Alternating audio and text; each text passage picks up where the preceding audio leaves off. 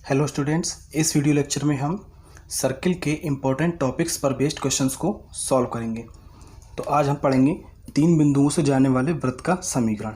ठीक है, तो पहला क्वेश्चन देखते हैं। बिंदुओं 2,0, -2,0 तथा 0,2 से जाने वाले वृत्त का समीकरण ज्ञात करो। यानी कोई वृत्त है सर्किल, वो इन तीन बिंदुओं से होकर जाता है, तो हमें उसका समीकरण ज्ञात करना है। ठीक है, तो सबसे पहले हम जनरल इक्वेशन ऑफ सर्किल लिख लेते हैं, जो कि हमें पता है x² + y² + 2gx + 2fy + c = 0। इसे इक्वेशन 1 ले लेते हैं। ठीक है, अब हम देखते हैं कि जो पहला बिंदु है 2,0 इससे होकर जाता है वृत्त, यानी ये पॉइंट जो है इस सर्किल पर है। ठीक है, यानी ये पॉइंट इस इक्वेशन को सेटिस्फाई करेगा, तो ये हम यहाँ लगा देंगे। x की जगह पे 2 लगा देंगे और y की जगह पे 0। तो ये इस इक्वेशन में हम वैल्यू रख देंगे। कैलकुलेट करेंगे तो हमें इक्वेशन मिल जाएगा 4g + c = -4। ठीक है, इसी तरह से दूसरा बिंदु है, ये जाता है इस वृत्त से, तो हम यहाँ लगा देंगे -2 और 0। कैलकुलेट कर लेंगे, इक्वेशन मिल जाएगी दूसरी। ठीक है, 4g - c = 4।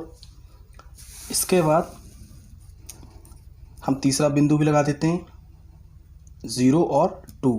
ठीक है, और कैलकुलेट कर लेंगे तो इक्वेशन मिल जाएगा 4f + c = -4। ठीक है, तो अब हमारे पास तीन समीकरण है जी एफ सी में। इसके बाद हमें क्या करना होता है, जी एफ और सी का वैल्यू हमें कैलकुलेट करना होता है। तो कोई सी इक्वेशन को भी हम सॉल्व कर सकते हैं जैसे हम करना चाहें। ठीक है, तो हम यहाँ पे हमने जो सॉल्व किया है, हमने पहली और दूसरी इक्वेशन को सॉल्व किया है। ये हमारी फर्स्ट इक्वेशन है और ये सेकेंड इक्वेशन है। ठीक है, इसे कैलकुलेट कर लेंगे यहाँ से, तो c कैंसिल हो जाएगा, g का वैल्यू मिल जाएगा 0। ठीक है, इसके आगे सॉल्व करेंगे। g का जो मान होगा हम समीकरण 1 में रखेंगे। ठीक है, 4g + c = -4 इक्वेशन 1 है, इसमें हम लगा देंगे g का वैल्यू 0, तो c का वैल्यू -4 आ जाएगा। ठीक है, अब हम इक्वेशन 3 देखते हैं, 4f + c = -4। तो इसमें हम c का वैल्यू लगा देंगे, तो यहाँ से हमें f का वैल्यू मिल जाएगा 0। ठीक है, तो हमें f, g और c तीनों का वैल्यू मिल जाएगा। g का वैल्यू 0, f का वैल्यू 0 और c का वैल्यू भी -4। तो अब हम इन तीनों जो वैल्यूज़ हैं हमारी, इनको हम किस में लगा देंगे, जो हमने सबसे पहला इक्वेशन माना था, जनरल इक्वेशन ऑफ सर्किल। तो वो ये है x² + y² + 2gx + 2fy + c = 0। यहाँ हम g, f और c का वैल्यू लगा देंगे, तो हमें ये इक्वेशन मिल जाएगा x² + y² = 4। ठीक है, जो कि एक सर्किल का इक्वेशन है। तो यही वो सर्किल है जो उन तीन बिंदुओं से होकर गुजरता है। ठीक है, नेक्स्ट क्वेश्चन देखते हैं। यहाँ पूछ रहा है वृत्त 2,2 तथा -4,8 से जाता है, यानी इन पॉइंट से होकर वो गुजरता है, तथा इसका केंद्र 2x + 5y - 2 = 0 पर स्थित है। ये किसी रेखा का समीकरण है, लाइन का इक्वेशन है, इस पर वो स्थित है। वृत्त का समीकरण ज्ञात करना है। ठीक है, तो सबसे पहले हम वही जनरल इक्वेशन ऑफ सर्किल ले लेते हैं। ठीक, उसके बाद ये सर्किल 2,2 से और -4,8 से जाता है, तो इन दोनों पॉइंट्स को हम इस पर रख देंगे। तो 2,2 से जाता है, तो x की जगह 2 और y की जगह भी 2 लगा देंगे। तो ये हम कैलकुलेट जब इसे करेंगे इस इक्वेशन को, तो हमें इक्वेशन मिल जाएगा 4g + 4f + c = -8। इस इक्वेशन में वैल्यू लगा दिया, इक्वेशन 1। अब वृत्त -4,8 से भी जाता है, तो x की जगह -4 और y की जगह 8 लगा देंगे हम। ठीक है, x और यहाँ y, तो ये क्या हो जाएगा, कैलकुलेट कर लेंगे इसको। ये मिल जाएगा -8g + 16f + c = -80। ये इक्वेशन सेकंड हो जाएगी। अब इसमें कह रहा है कि वृत्त का जो केंद्र है, केंद्र क्या होता है, -g, -f। ये रेखा 2x + 5y - 2 से इस पर स्थित है। इस वृत्त का जो केंद्र है वो इस रेखा पर है। ठीक है, तो यहाँ पर हम x और y की जगह क्या लगा सकते हैं, -g और -f। तो यहाँ लगा देंगे हम -g -f, तो हमें g और f में एक इक्वेशन मिल जाएगा, ये इक्वेशन 3 हो जाएगा। ठीक है, तो हमारे पास तीन वेरिएबल्स हैं जिनकी वैल्यू हमें निकालनी है, g, f और c। सॉल्व कर लेंगे, अपनी मर्जी से किसी भी इक्वेशन को सॉल्व कर सकते हैं। तो ये हो जाएगा solve equation first and second हमने किया है, पहली और दूसरी को हल किया है।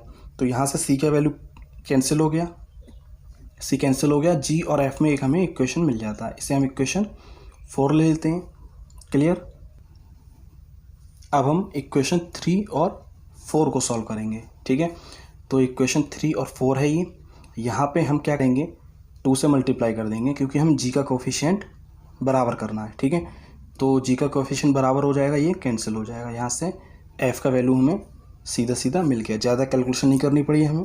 थर्ड और फोर्थ को सॉल्व करके हमें एफ़ का वैल्यू मिल गया।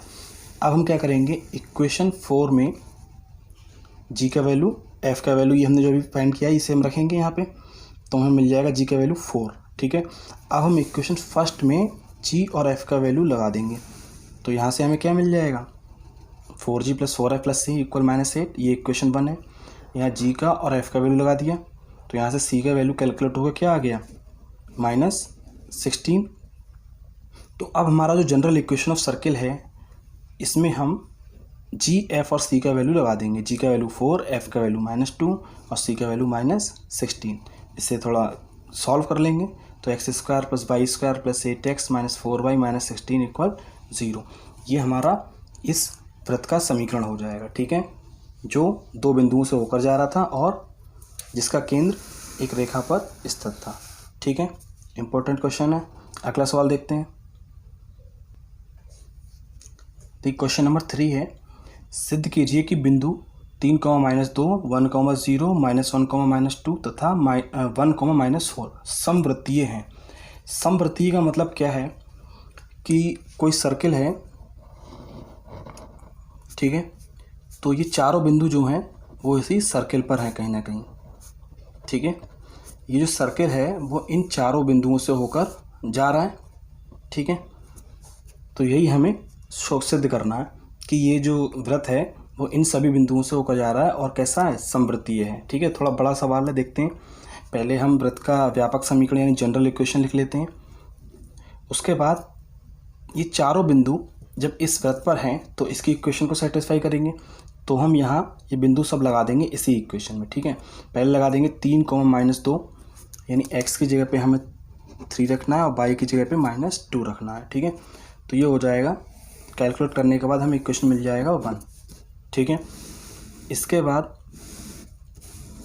1, 0 भी वृत्त पर स्थित है, तो यहाँ भी हम इसकी वैल्यू लगा देंगे, हमें सेकंड इक्वेशन मिल जाएगा। ठीक, -1, -2 भी वृत्त पर है, तो हमें ये थर्ड इक्वेशन मिल जाएगा। ठीक है, इसी तरह 1, -4 भी इस वृत्त पर है, तो इस इक्वेशन में हम व्यापक समीकरण में ये वैल्यू हम लगा देंगे, x की जगह 1 और y की जगह -4, तो यहाँ भी हमें एक फोर्थ इक्वेशन मिल जाएगा, 2g - 8 है + c = -17। तो हमारे पास 4 समीकरण हैं, इन चारों को हल करके हमें g, f और c का वैल्यू निकालना है। ठीक है, तो सबसे पहले हम इक्वेशन फर्स्ट और 3 को सॉल्व कर रहे हैं। हमने यहाँ जब सॉल्व किया तो c और f पूरा एक ही बार में कट गया। ठीक है, यानी हमें ज़्यादा कैलकुलेशन नहीं करनी पड़ेगी, 2 वेरिएबल एक ही बार में कैंसिल हो गए, तो हमें सीधा जी का वैल्यू मिल गया। अब जी का वैल्यू हम फ्रॉम इक्वेशन 2 में रखेंगे, और फ्रॉम इक्वेशन 2 में रखेंगे तो 2 क्या है, 2g + c = -1। ठीक है, तो यहाँ से हमें क्या मिल जाएगा, यहाँ से हमें c का वैल्यू मिल जाएगा 1। अब हम फ्रॉम इक्वेशन 1 देखते हैं। इक्वेशन 1 में हम g का और c का वैल्यू जो हमने अभी निकाला है ये रखेंगे, g और c का वैल्यू। ठीक है, तो 6g - 4f + c = -13 यहाँ हम रखेंगे, कैलकुलेट करेंगे इसे, तो हमें मिल जाएगा f का वैल्यू। ठीक है, यानी हमें g, f और c तीनों वैल्यू मिल चुके हैं। अब हम जो जनरल इक्वेशन ऑफ सर्किल है इसमें हम g, f और c का वैल्यू रखेंगे। g का वैल्यू -1 और f का वैल्यू 2 और c का वैल्यू 1। ठीक है, तो हमें सर्किल का इक्वेशन मिल जाएगा, x² + y² - 2x + 4y + 1 = 0। Clear. तो ये हमें इक्वेशन मिल गया सेकंड, यानी कि यही वो वृत्त का समीकरण है जिस पर वो चारों बिंदु स्थित हैं। ठीक है, तो इसके लिए हम क्या सिद्ध करके दिखाएंगे कि बिंदु 1, 0 कोई पहला बिंदु हम ले लेते हैं और इस इक्वेशन में हम रख कर देखते हैं। ठीक है, तो इसका LHS ले लेते हैं पहले हम, x² + y² - 2x + 4y + 1, इतना केवल, और इसमें हम 1, 0 लगाते हैं। जब हम इसमें 1, 0 लगाएंगे और हमने इसे कैलकुलेट किया तो ये हमें 0 के बराबर मिल गया RHS, यानी कि ये वाला जो पॉइंट है वो इस इक्वेशन को सेटिस्फाई कर रहा है।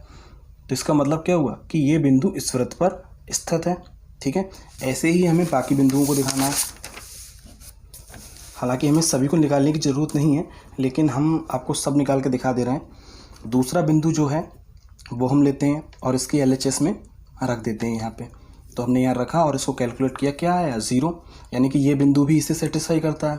अब तीसरा बिंदु ले लेते हैं, तो -1, -2, इसकी हमने वैल्यू रखी LHS में, तो ये भी हमें RHS दे रहा है, यानी कि ये भी जो बिंदु है वो इस वृत्त को संतुष्ट कर रहा है। अब चौथा पॉइंट जो है इसे भी हम रख लेते हैं, तो इसे सॉल्व किया तो ये भी 0 की वैल्यू आ रही है, यानी RHS के बराबर।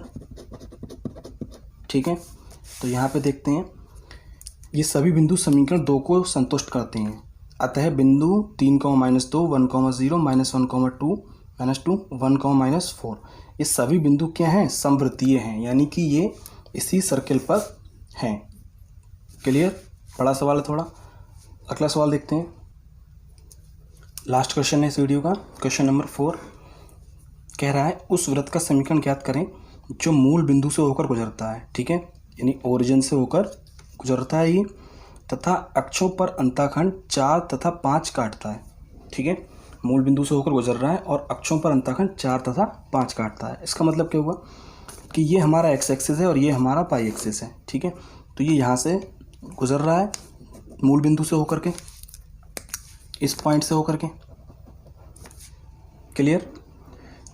इसके बाद कह रहा है कि अक्षों पर अंतःखंड 4 और 5 काटता है। तो अक्षों पर यानी एक्स एक्सिस पर ये अंतःखंड कितना काटता है? 4, यानी यहाँ से यहाँ तक की दूरी कितनी हो जाएगी? यहाँ पे काट रहा है ये एक्स एक्सिस को, तो यहाँ से यहाँ तक की जो डिस्टेंस है वो कितनी हो जाएगी? 4। ठीक है, अब डिस्टेंस जब 4 हो जाएगी, इसके बाद क्या होगा? ये वाला जो पॉइंट होगा वो कितना हो जाएगा? 4, 0, क्योंकि x पर हम कितना चल रहे हैं? 4, और y पर नहीं चल रहे हैं, तो y का क्या हो जाएगा? कोऑर्डिनेट 0। क्लियर? ऐसे ही पाई एक्सिस पर अंतःखंड कितना काटता है? 5। ठीक है, तो y एक्सिस पर यहाँ पे काट रहा है इसको ये, तो यहाँ से यहाँ तक की जो डिस्टेंस होगी, हम कितना चल रहे हैं? 5, यानी y एक्सिस पर हम चल रहे हैं 5 और x एक्सिस पर कितना चल रहे हैं? 0। तो x एक्सिस कितना है? 0 और y पर कितना? 5। तो इसका जो निर्देशांक हो जाएगा, जो बिंदु, वो कितना हो जाएगा? 0, 5। क्लियर? ठीक है, तो ये 3 बिंदु हमें मिल जाएंगे यहाँ पे। ठीक है, थोड़ा देख लेते हैं इसके बारे में। कह रहे हैं मानव वृत्त x तथा y अक्षों को क्रमशः a तथा b बिंदुओं पर काटता है। ठीक है, हमने मान लिया कि जो वृत्त है वो x और y अक्षों को क्रमशः a और b पॉइंट पर काटता है। तो वृत्त मूल बिंदु 0,0 तथा 4,0 और 0,5 से होकर गुजरता है। ठीक है, तो ये हमें दिख रहा है साफ साफ कि ये जो वृत्त है वो इन 3 पॉइंट से होकर के गुजर रहा है। तो अब हम देखते हैं इसमें मानव वृत्त का समीकरण x² + y² + 2gx + 2fy + c बराबर 0। ये हमारा वृत्त का जनरल इक्वेशन है, व्यापक समीकरण।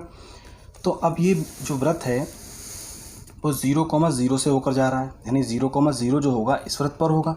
तो हम x और y की जगह पे 0, 0 लगा देंगे और सॉल्व कर लेंगे, तो हमें c का वैल्यू क्या मिल जाएगा? 0। ठीक है, ऐसे ही 4,0 भी वृत्त पर है, तो लगा देंगे हम x की जगह 4, y की जगह पे 0, कैलकुलेट कर लेंगे, तो यहाँ से हमें क्या मिल जाएगा? g की वैल्यू 0। अब तीसरा जो बिंदु है वो भी वृत्त पर है 0,5, तो इसे भी हम लगा देंगे इसमें और कैलकुलेट कर लेंगे। ठीक है, तो f की वैल्यू क्या मिल जाएगी? -5/2। क्लियर? इसके बाद हम इसे सॉल्व करेंगे। ठीक है, तो हमें g, f और c का जो वैल्यू मिला है वो क्या मिला? g का वैल्यू -2 और f का वैल्यू -5/2, c का वैल्यू 0। ये हमारा तीनों हमें वैल्यू मिल जाएंगी यहाँ से। अब इसके बाद हम क्या करेंगे, इन तीनों वैल्यूज़ को हम, जो हमारा जनरल इक्वेशन है, वृत्त का व्यापक समीकरण है, यहाँ हम ये तीनों वैल्यूज़ को लगा देंगे। ठीक है, x² + y², g का वैल्यू -2, f का वैल्यू -5.2 और c का वैल्यू 0। जब कैलकुलेट करेंगे तो हमें मिल जाएगा x² + y² -4x - 5y = 0। ठीक है, तो ये हमारा आंसर हो जाएगा। तो यही वो हमारा इक्वेशन होगा सर्कल का, जो 0,0 से होकर गुजरता है और अक्षों पर अंतःखंड 4,0 और 0,5 काटता है। तो ये इसका आंसर हो जाएगा। क्लियर? इस सवाल को हम दूसरी तरह से भी कर सकते हैं। अगर हम इसे यहाँ से मिला दें, इस पॉइंट को इस पॉइंट से मिला दें, ठीक है, इसे ऐसे मिला देते हैं, तो ये क्या मिल जाएगा हमें, व्यास मिल जाएगा, और ये दोनों क्या हो जाएंगे, व्यास के सिरे हो जाएंगे। तो हमने पिछले वीडियो में जो हमने एक फॉर्मूला पढ़ा था कि अगर व्यास के सिरे दिए हों दोनों एंड्स, तो भी हम वृत्त का समीकरण निकाल सकते हैं, तो हम उससे भी कर सकते हैं। क्लियर। लेकिन हमें यहाँ पर 3 बिंदुओं से जाने वाले वृत्त का समीकरण पढ़ रहे थे, ठीक है, तो इसलिए हम इसे ऐसे कर सकते हैं। क्लियर। तो इस वीडियो के साथ हमारा सर्किल का जो टॉपिक है वो समाप्त होता है, ठीक है। नेक्स्ट वीडियो में हम नेक्स्ट टॉपिक को डिस्कस करेंगे। क्लियर।